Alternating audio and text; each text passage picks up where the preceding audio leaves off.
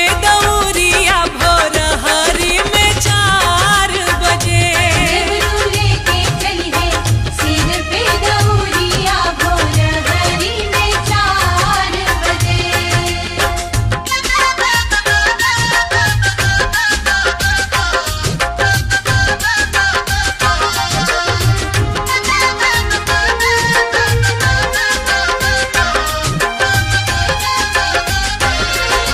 ए हो सखी तनी चुनरी लियावा, चुनरी लाके माँ के ओढ़ावा, माँ के ओढ़ा के रूप सजावा, जिंदगी यापन सफल बनावा। सखी तनी चुनरी लियावा, चुनरी लाके माँ के ओढ़ावा, माँ के ओढ़ा के रूप सजावा, जिंदगी आपन सफल बनावा।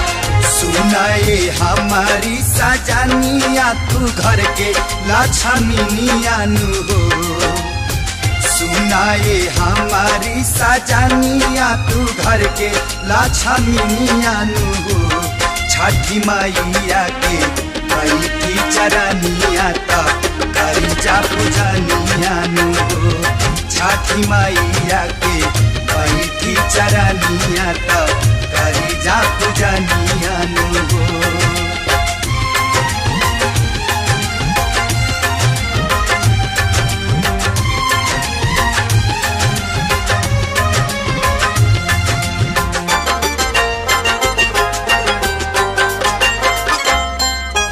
ए हो सखी तनी कलसा ले आवो, कलसा गंगा जल से भरावो, कांच कसैली पान चढ़ावो, आवो घी के दीप जरावो।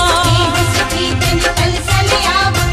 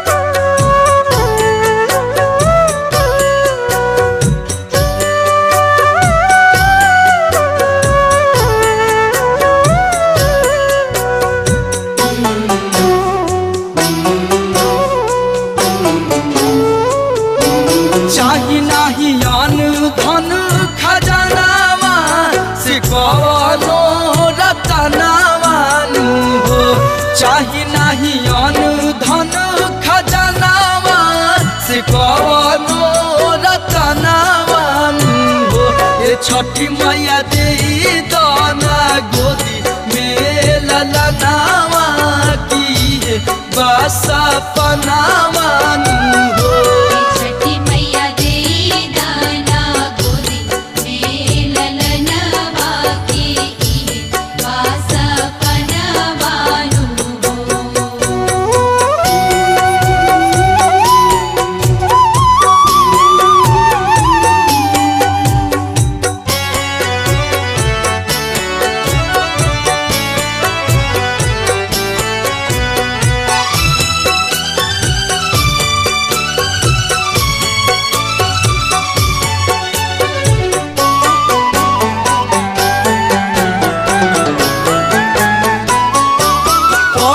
बछनिया के नमावा कि कवरे करनावानू हो।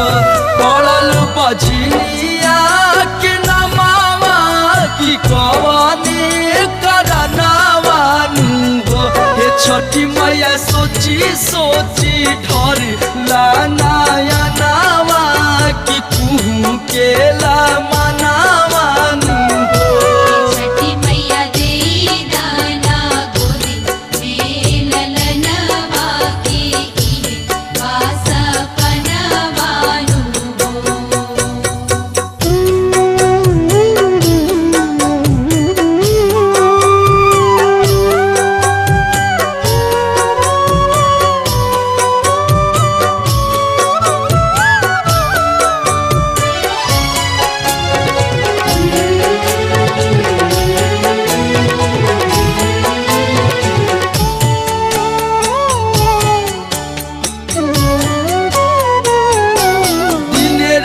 मारे हमके तनावा कि हमारे सजनावानू हो।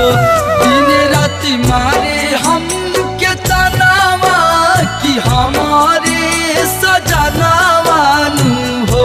ये छठी मैया हाथ जोड़ी पड़ी ले चरनावा कि देती बारा दनावानू हो। छठी मैया दे दाना गोदी में ललनवा की बासा पनवानू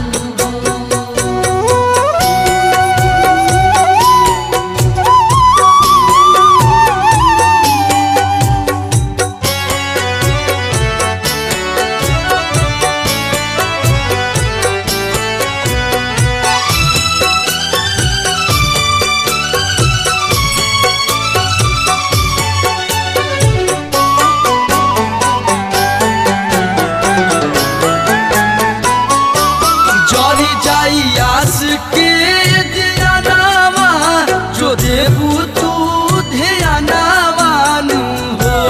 जरी जाई आस के ध्यानावा जो देबू तू ध्यानावानू हो। हे छठी मैया रही जबले सास परनावा कि करब गुण गानावानू हो। छठी मैया दे दाना गोदी में ललनवा की बासा पनवानू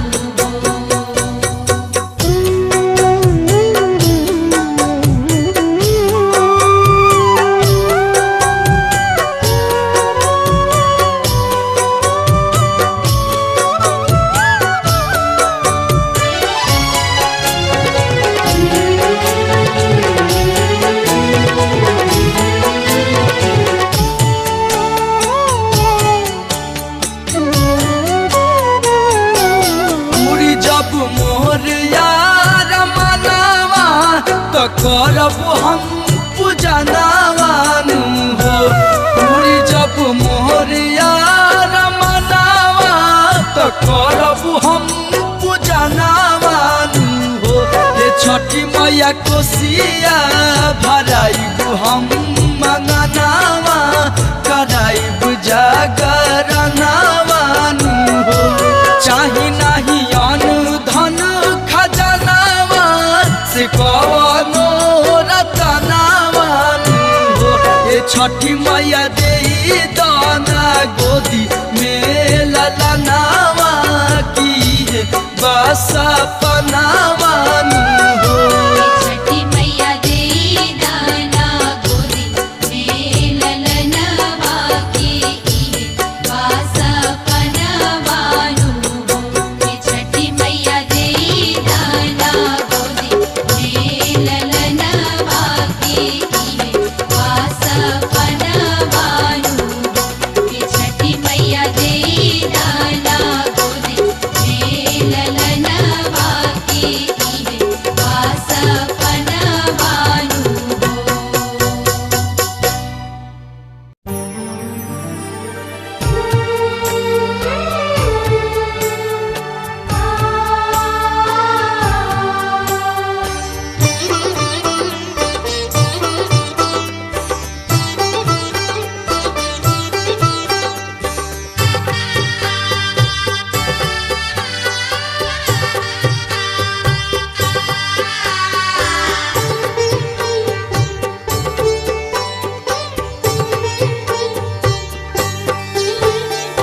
आदित्य माल होई है सहैया उहारी है बलैया तू छठी कर भैया नु हो।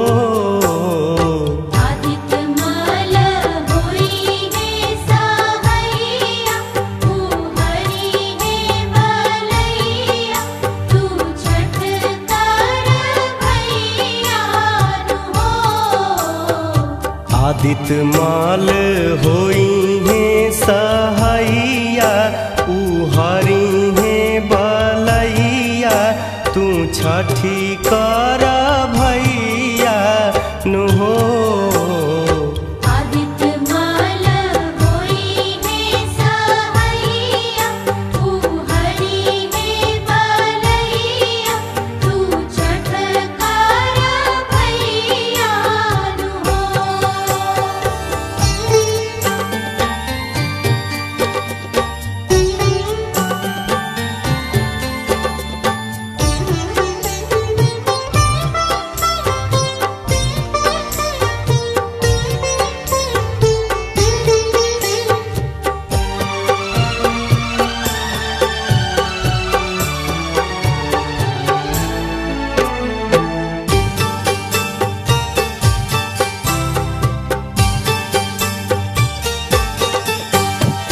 बड़ा रे कठिन हउए इहो रे बरतिया रहे के उपास पर 3 दिन रतिया।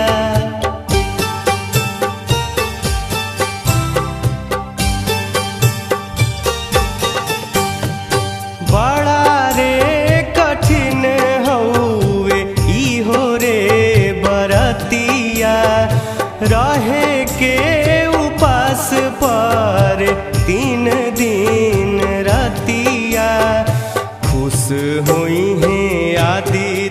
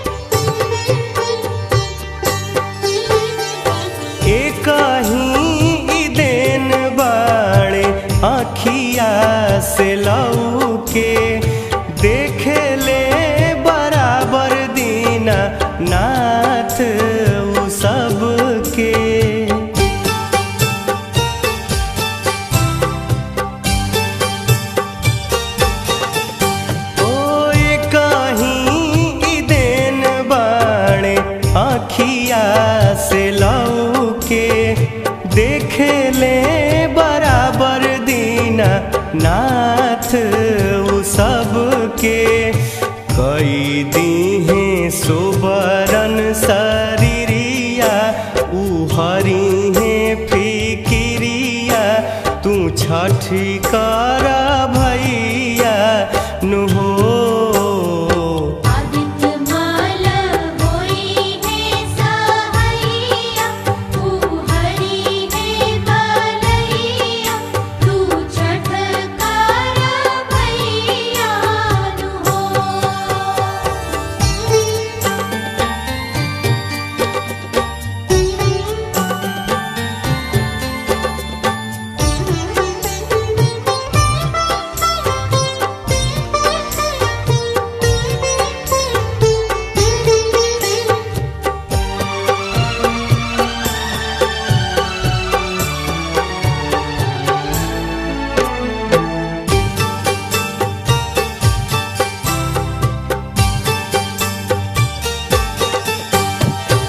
भूल चूक माफ कही दीहा तू अरघिया सुफल सफल ताहर पूजी है बरतिया।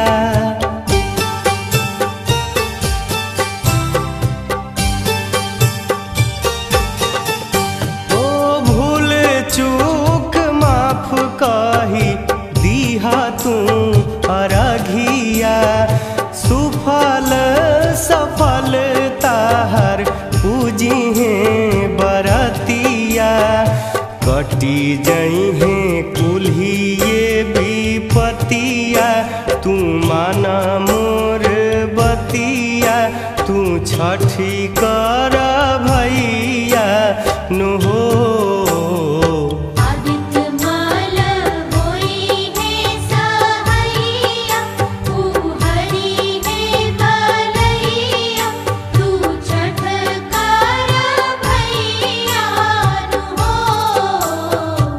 आदित्य माल होई है सहैया उ हरि है बलैया तू छठी कर भैया नु हो।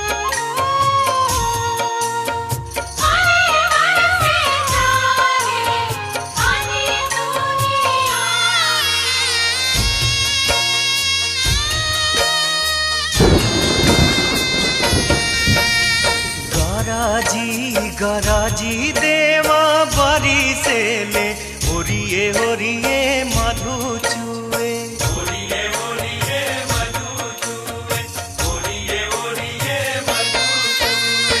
पानिया से भराली डगरिया तो कैसे जइबू छठी घाटे कैसे जइबू छठी घाटे कैसे जइबू छठी घाटे। गरजी गरजी देवा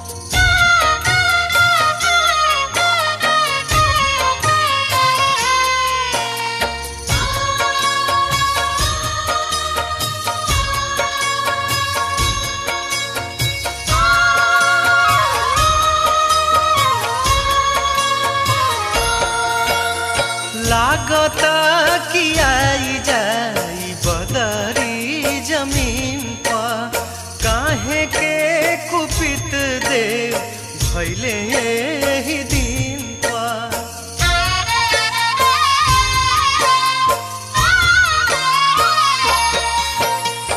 लागता कि आई जाई बदरी जमीन पर, काहे के कुपित देव भैले ही दिन पर। सुनसान लागता नगरिया त कहीं नाही गीत गूंजे, कहीं नाही गीत गूंजे, कहीं नाही गीत गूंजे। चल मैया हो तू छठ मई के घाटे, चल मैया हो तू छठ मई के घाटे।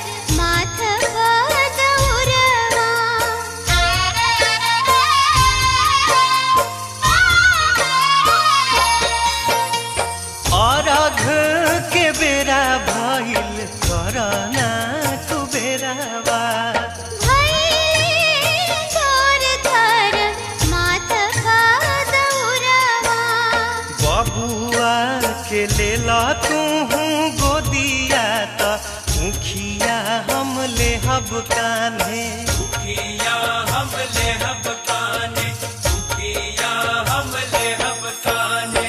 गराजी गराजी देवा बरी से ले ओरिए ओरिए मधु चुए, ओरिए ओरिए मधु चुए, ओरिए ओरिए मधु चुए। पानिया से भराली डगरिया त कैसे जइबू छठी घाटे, कैसे जइबू छठी घाटे, कैसे जइबू छठी घाटे।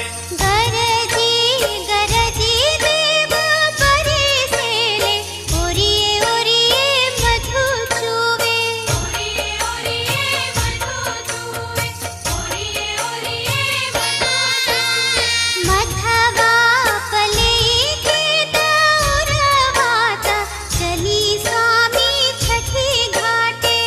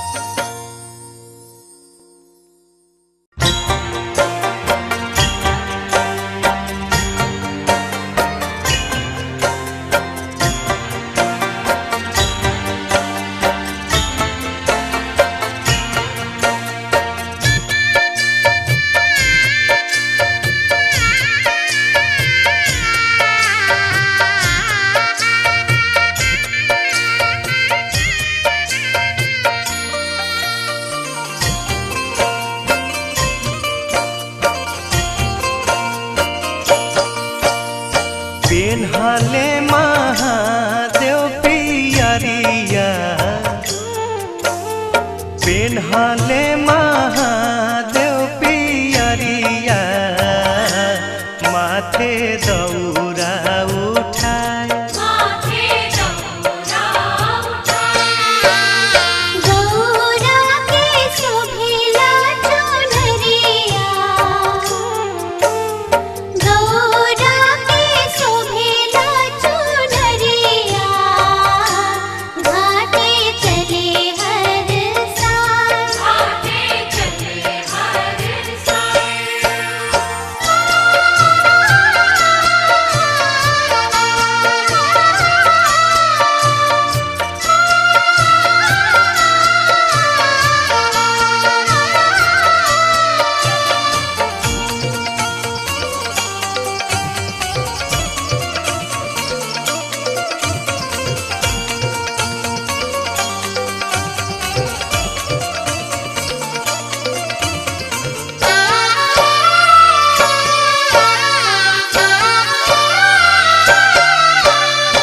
फल फल हरिया से दौरा सजा के सोन काल सुपावा में दियाना जरा के छठी माई के करे हाथ जोड़िया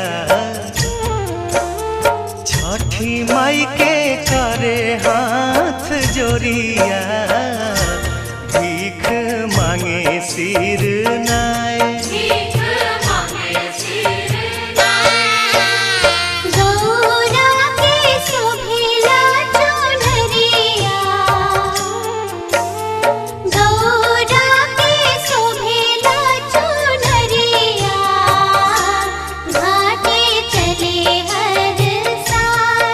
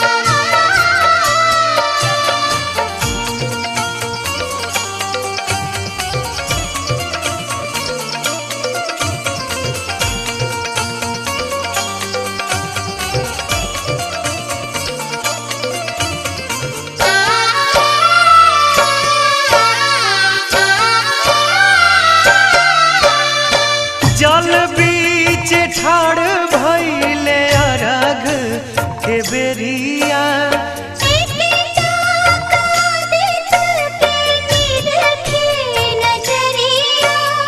रोवे से चला ताटे दुनिया रोवे से चला ताटे दुनिया हरदम रही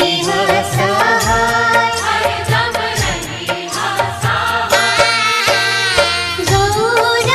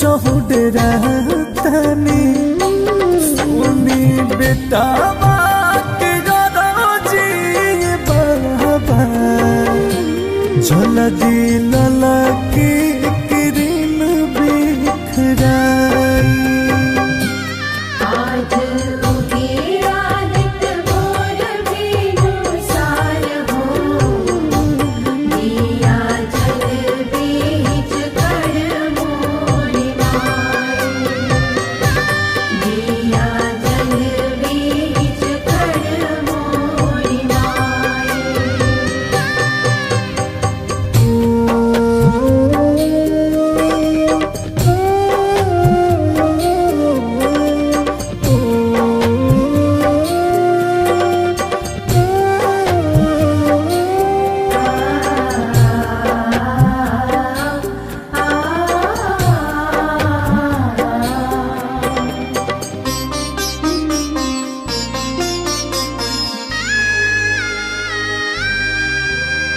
तीन दिन से भूखल पियासल बाड़ी छठी माई के व्रत हमारे खातिर कहराई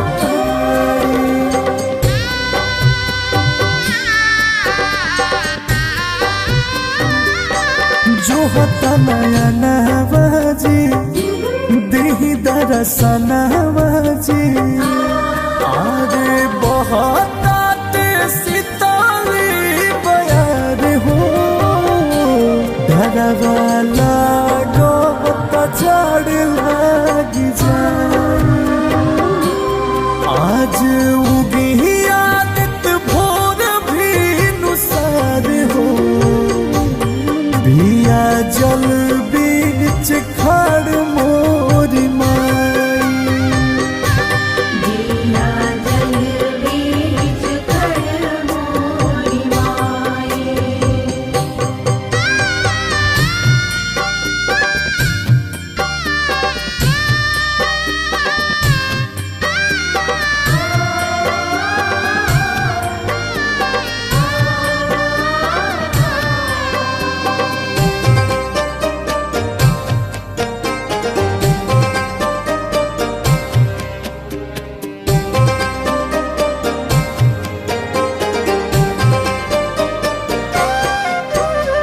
सोनावा के रथ चढ़ी आई गोसाई आइब रौरा तबे नुवरा दुदियाई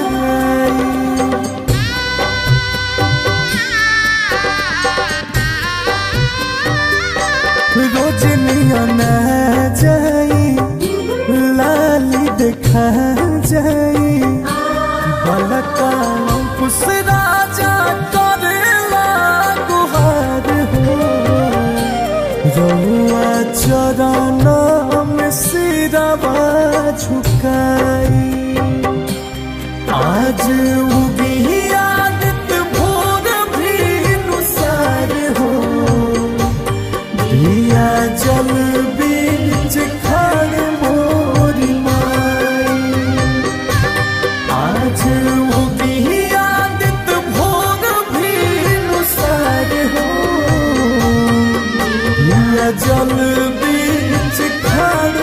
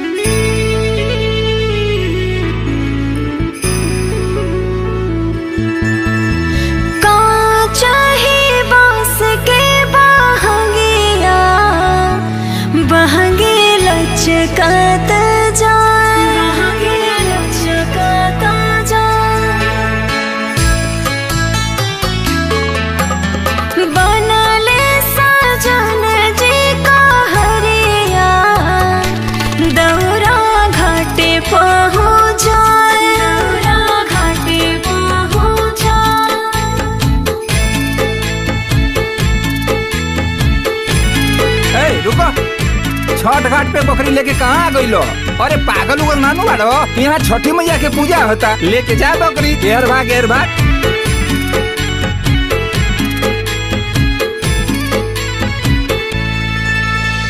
माई महतारी हो सुनिल गुहार हो, कठिन बरतिया उठैली तोहार।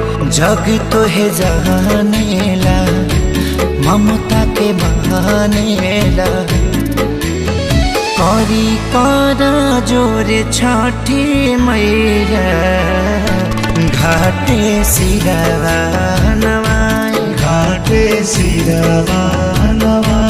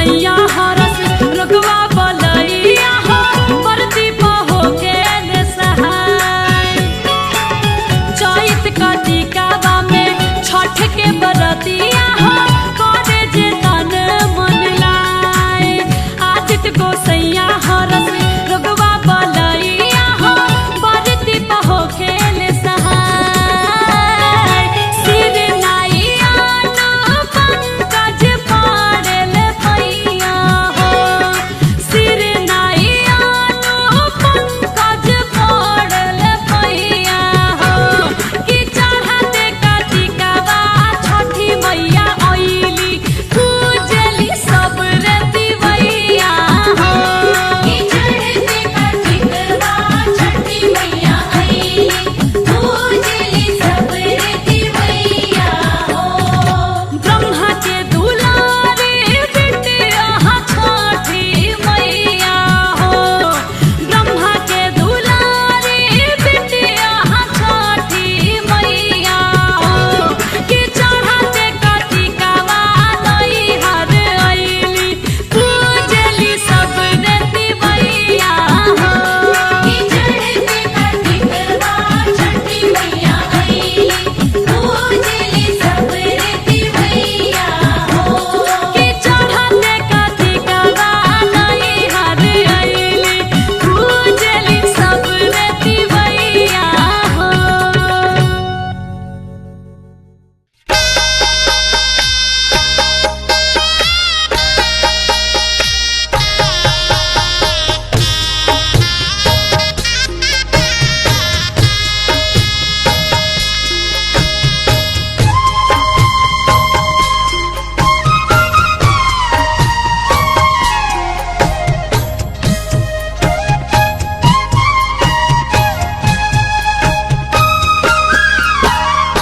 दीही दर्शन शुरू जागो सैया आजू पटना के घाट बरती पहोखिना सहैया निहारे नैना राउर बार बिहारे नैना राउर बाट दीही दर्शन शुरू जागो सैया आजू आरा के घाट आजू आरा के घाट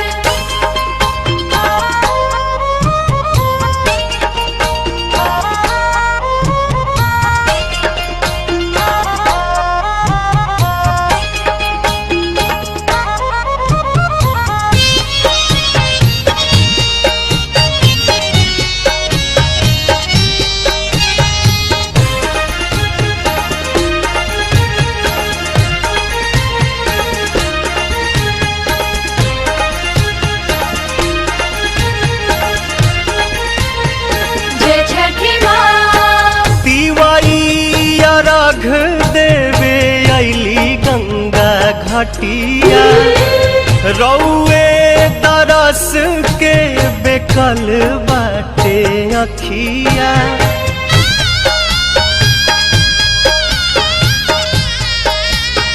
जय छठी मैया तिवारी अर्घ देवे अइली गंगा घाटिया रौए दरस के बेकल बाटे अखिया हरि देव दुखवा बलैया उगी पूर्व से मुस्कात उगी पूर्व से मुस्कात दीही दर्शन शुरू जागो सैया आजू देव मुंगा के घाट आजू देवूंगा के घाट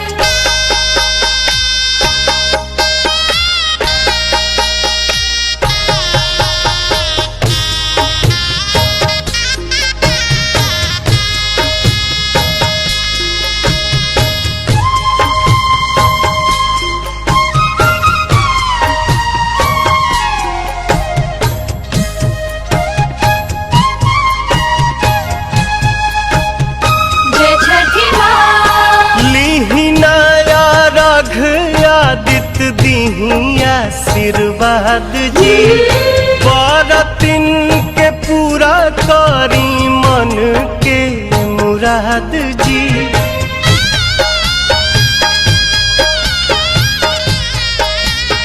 जय छठी मैया लीहिना रघ आदित्य दीही आशीर्वाद जी बरतिन के पूरा करी मन के मुराद जी पवन गोविंद परेले पैया दर्शन दीही साक छाक दर्शन दीही साक छाक दीही दर्शन सुरुजा गोसैया आजू बगसर के घाट आजू पटना के घाट आजू आरा के घाट उगी पूर्व से मुस्कात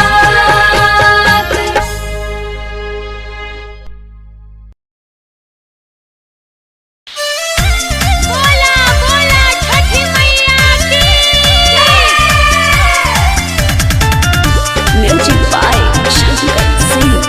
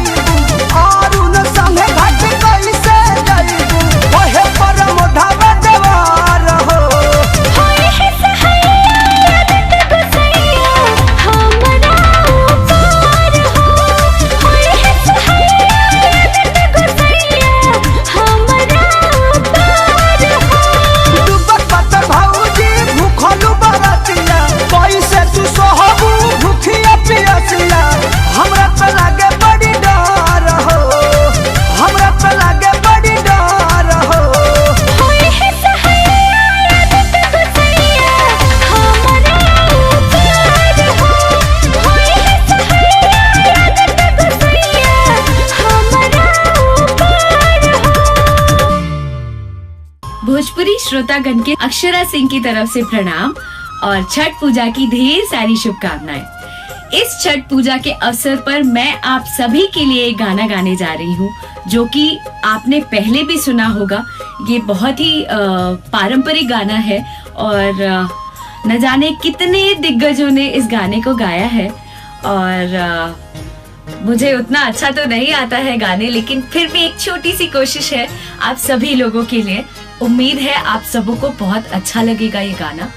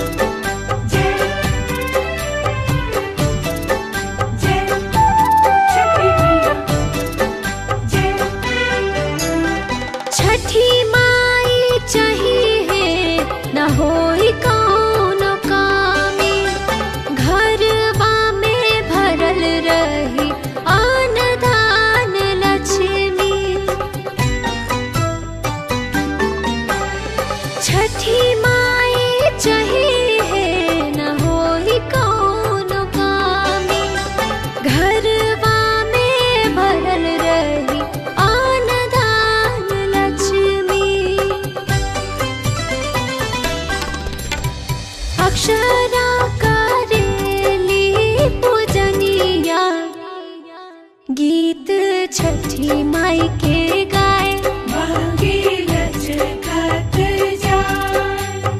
का चाही बस के बांगिया बहंगी लचकात जाए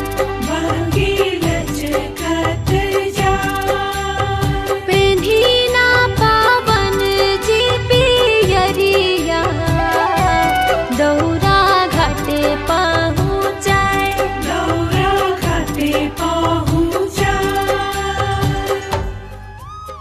प्रणाम। हम अक्षरा सिंह छठी मैया के सभी भक्तगण के छठ पूजा की ढेर सारी शुभकामना देतानी।